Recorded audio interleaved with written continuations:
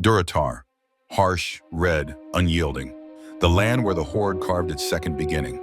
Today, we journey across this sun-baked cradle of orcish resilience, not in haste, not in battle, but simply to see, to listen, to feel. Join me on this rugged ride through scorched valleys, jagged canyons, and crumbling ruins, where the wind still whispers tales of war and survival. We begin our journey at the mighty gates of Orgrimmar, the beating heart of the Horde. Built into the steep cliffs of the Valley of Strength, it stands as a monument of survival, iron, stone, and fire, a city born from necessity, not luxury. Look closely, and you'll see scars of past wars etched into its very walls. Our first destination is Razor Hill, a modest outpost that once stood as the front line against centaur raids and quillboar attacks. However, the path leading there is not without danger, as we must first pass through Razorwind Canyon. It serves as a nesting ground for the dust-wind harpies, uncivilized and hostile creatures. Surrounded by steep cliffs and razor-sharp rocks, the narrow, winding path through the canyon offers the perfect opportunity for an ambush. Caravans that aren't heavily guarded are easy prey for the harpies. Alongside the road, you can still see the remains of supply trains that succumbed to this grim fate. After surviving the dangers of Razorwind Canyon, we finally approach Razor Hill. Originally a small, strategic outpost, Razor Hill holds a key place in the history of the orcs.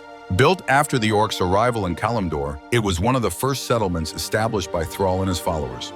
The orcs had once been driven from their homeland, Draenor, and scattered across Azeroth. After being freed from imprisonment and guided by Thrall, they journeyed to Kalimdor, where they began to rebuild their strength and future.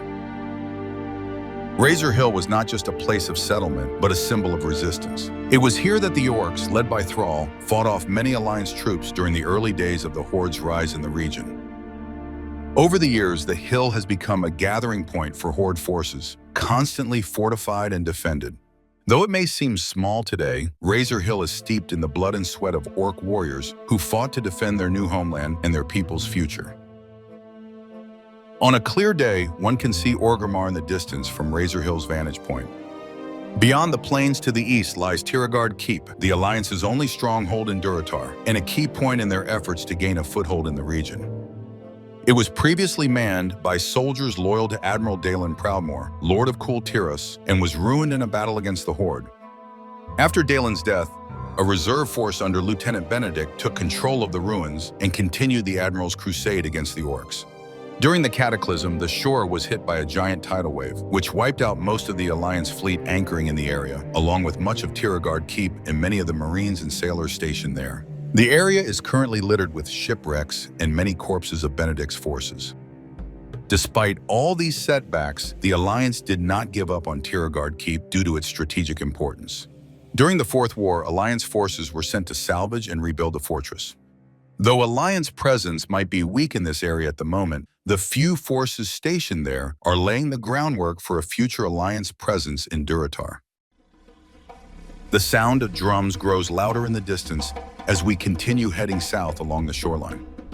We're approaching the village of Sen'Jin, a settlement of the Darkspear tribe located on the southern coast of Durotar. Simple in design, the village consists of huts in wooden houses perched on stilts above the red sand. After the jungle trolls of the Darkspear tribe were forced to flee the Echo Isles because of an evil witch doctor named Zalazon, Vol'jin relocated his people to the mainland of Durotar. He named the newly founded fishing village after his father and former master Sen'Jin, who fell while saving his people from rampaging murlocs long ago.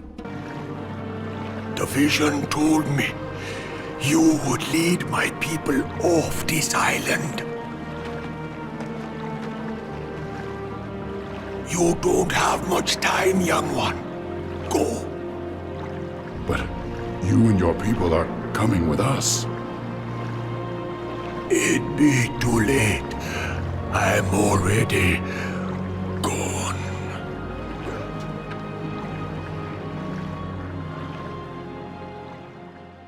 With the Darkspear trolls' deep connection to voodoo and shadow magic, the village is adorned with eerie artifacts such as voodoo masks, skulls, and other strange charms. In the center of the village is a bonfire, where the witch doctors gather at night to perform ancient rituals and commune with the spirits of their ancestors. Just a short boat ride from Sen'Jin lies the Echo Isles, a scattered chain of tropical isles that once served as the ancestral home of the Darkspear trolls. One of their own, the witch doctor Zalazan, betrayed them, forcing Vol'jin and the other survivors to retreat to the shores of Durotar. It was on that shore, now known as Darkspear Strand, where Vol'jin founded Sen'Jin village. Zalazan disrupted the natural flow of magic across the isles, using tainted fetishes placed among the huts of the main Echo Isle. These cursed totems corrupted the wildlife and empowered the warlocks and infernal creatures lurking in the land's darker corners.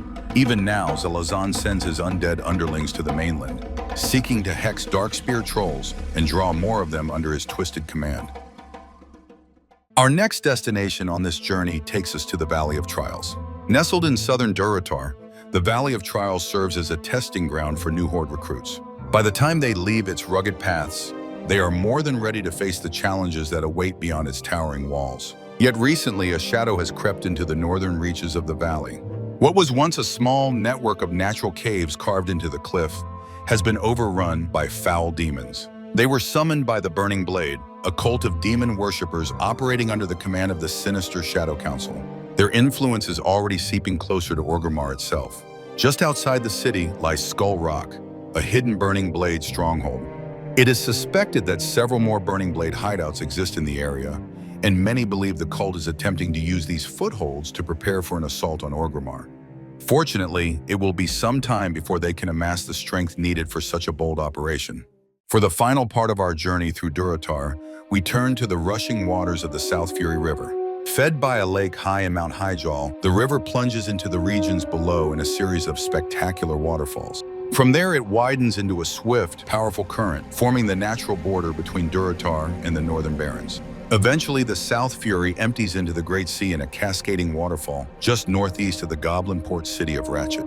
Two bridges span the Southfury within Durotar, one leading directly into the Horde's capital city of Orgrimmar, and another connecting Durotar to the Northern Barrens. During the Cataclysm, the river overflowed into parts of western Durotar, devastating important farmland vital to the supply of Orgrimmar and its surrounding lands. Many of the orcish farmers lost their land, which is now largely submerged and overrun by quillboars, scorpids, crocolisks, and raptors. As our journey through Durotar comes to an end, we've witnessed the rugged beauty and rich history of this land. From the vast deserts and towering cliffs to the roaring waters of the Southfury River and the trials that shaped the Horde. Thank you for joining me on this adventure. Whether you're a seasoned traveler or a newcomer, Durotar has much more to offer, and its stories are far from finished. Until next time, stay curious and keep exploring.